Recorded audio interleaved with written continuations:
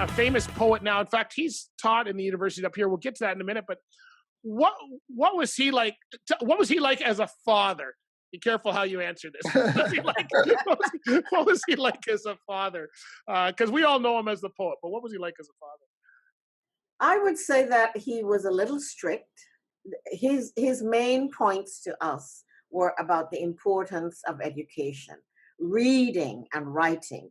If you were reading a book and you were called by mommy or him to do something, you could say, "Oh, I'm reading," and then you didn't have to go and do whatever it was. Well, I think that's the girls got off on.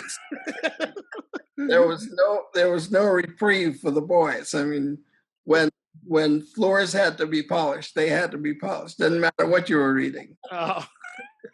Podcasts would have worked back then.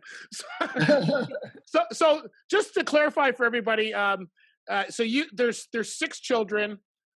There's Anne and JT, and then yourselves, and then my mom and Philip.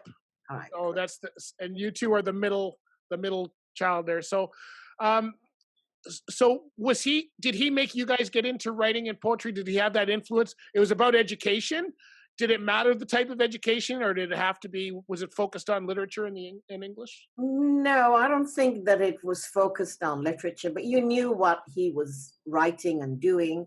Every Thursday night, he had this poetry group that met at the house, and all these now famous authors would come and they would read their poems to each other, and they would be served soft drinks. My father was not into alcohol, so there was no rum served there, so some of the poets weren't too happy at that, but they were soft drinks and they would talk for like 2 hours. So we knew that this was like a major thing interested in. Yes.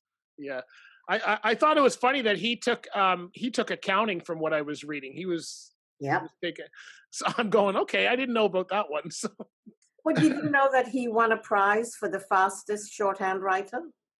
No, because actually in his book, he that might have been later, but in his book he put down shorthand to go to poetry because he didn't feel he was good enough at writing short stories. That's what he was.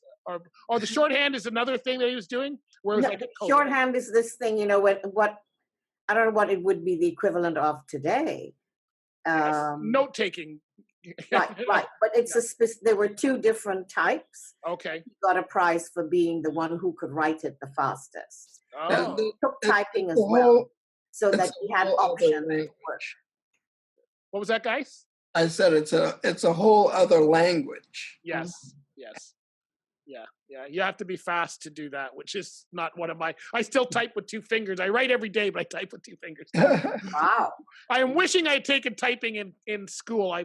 Some of these courses that seemed like really, you know, like computers, you know, those people, I don't know why they're spending their time on that. Well, they're laughing at us today. So that's, So tell us about his environment. I know when I was there, I don't know if I remember his study. He must have had an office or a study. He didn't write at the kitchen table, I'm sure, right? What was like? No. Yeah, he had an office. He had his own office, his own library. Right. That he wrote in, and had lots and lots and lots of his books. Yeah, so that must have been closed off. Did you ever see him? Like the amount of poetry he put out, you guys must never have seen him if he's spending. No, Bruce, I have to say this. We did see him, but Daddy's theme in everything was, you want to do something, you want to do it badly enough, you get up 15 minutes earlier and you do that thing. You do it when you're fresh. You don't wait 15 minutes at the end of the day. You get up 15 minutes earlier and you do it. And that's what he did when he learned to write italic. His handwriting was so bad, his secretary said, "Listen, I cannot type because I don't understand what you've written."